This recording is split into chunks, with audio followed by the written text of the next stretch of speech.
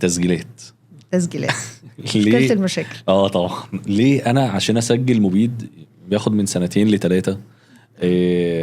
ده انا بتاخر في الوقت، وبعدين انا مش بدخل مواد فعاله جديده، دي مواد فعاله موجوده من زمان ومتداوله في السوق، وممكن تكون من نفس المصدر اللي مسجل قبل كده، فان انا اخد 2 أو 3 تاني وادفع مبالغ ماليه وكل ده. انا يعني زي ما بقول انا عايز اشتغل، انا في انت بتفكر من الجانب الاستثماري، الطرف أنا مع التجاري، حضرتك. أنا الطرف مع التجاري بحت يعني. ولازم اقول انه اللجنه حاليا يعني احنا بنعتبرها بيت خبره للعاملين في مجال المبيدات في مصر. معنى بيت خبره ايه؟ انه انا لازم اساعدك، ولازم اوجه لك النصيحه، واغطي لك اي جانب فني ناقص عندك.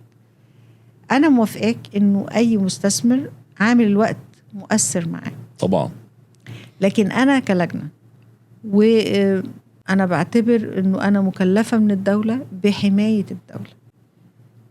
احنا ما بنشتغلش بناء على اراء شخصيه، احنا زي ما بقول على بنتبع المرجعيات العالميه.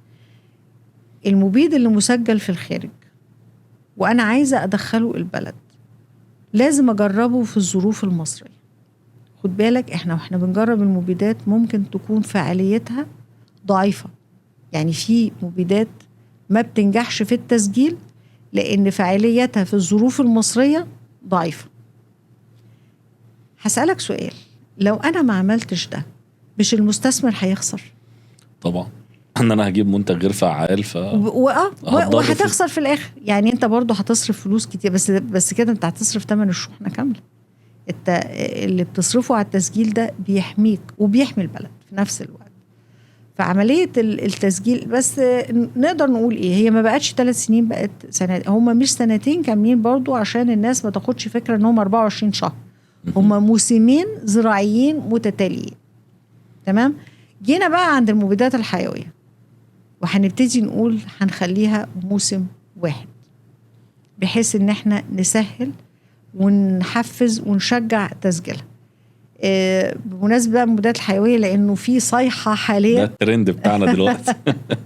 هو احنا فعلا بنشجعها وبنشجع اننا نزود استخدامها، وخصوصا انه عالميا على سنة 2030 سيتم الغاء تقريبا 50% من المبيدات الكيميائية خصوصا شديدة الخطورة. احنا كنا سباقين في مصر وفي لجنة مبيدات الآفات الزراعية ولازم وانا بتكلم عن لجنة مبيدات الآفات الزراعية اذكر رحمة الله عليه أستاذنا العظيم اللي أدار اللجنة لمدة 14 سنة متتالية، أستاذنا الأستاذ الدكتور المرحوم محمد عبد المجيد. وهو الحقيقة كان له دور كبير جدا في انه نهض باللجنة من انها كانت تقتصر على التسجيلات، انها بقى ليها دور كبير جدا في المجتمع ودور تدريبي وتثقيفي وتوعوي على المجال الزراعي مؤثر جدا. ومن ضمن الحقيقة الأدوار المهمة اللي بتقوم بيها اللجنة تدريب مطبقي المبيدات.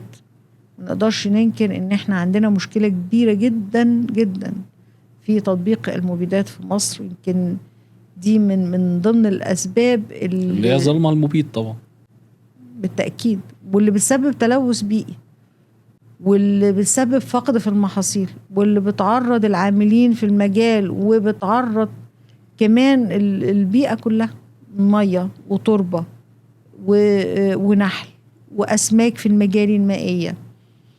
البيئة كلها بتتلوث بسبب سوء الاستخدام للمبيد. يعني أنا كلجنة أقوم بدوري وأسجل والمستثمر يجيب من المنتج الكويس، وأنا جاي في الآخر أطبق بطريقة مش كويسة فأبوظ المنظومة كلها. بالظبط كده. كمان اللجنة بما إنها هي اللي بتدرب تجار المبيدات، وده مهم جدا. طبعا هو التاجر هو اللي بيوصل هو ده المفتاح عندك، صح؟ يعني هو المزارع الصغير. واحنا يعني عشان بس مشكلة تفتت الحيازة الزراعية احنا كنا لسه بنتناقش فيها انها بسبب مشاكل كتيرة جدا. لان تفتت الحيازة الزراعية معناها انه بيحتاج كميه قليله جدا من المبيد، مش زي المزارع الكبيره. المزارع الكبيره بيبقى عندها القدره انها تجيب كميه كبيره من المبيدات، فبالتالي بتقدر تنتقي من اي شركه. احنا كمان في الفتره الحاليه بقت المزارع الكبيره بتحلل المبيدات قبل ما تشتريها طبعا، وتتاكد من انها فعلا مطابقه للمواصفات ولا لا، او متسجله ولا لا.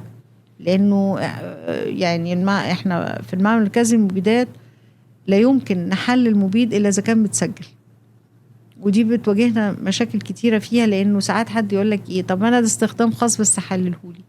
ما انا لما احللهولك واطلع لك شهاده انه ده اتحلل في مكان معتمد في مصر، هو المكان الوحيد اللي شهادته بتثبت صلاحيه المبيد من عدمه، انا اديت لك شرعيه وانت مبيد مغشوش.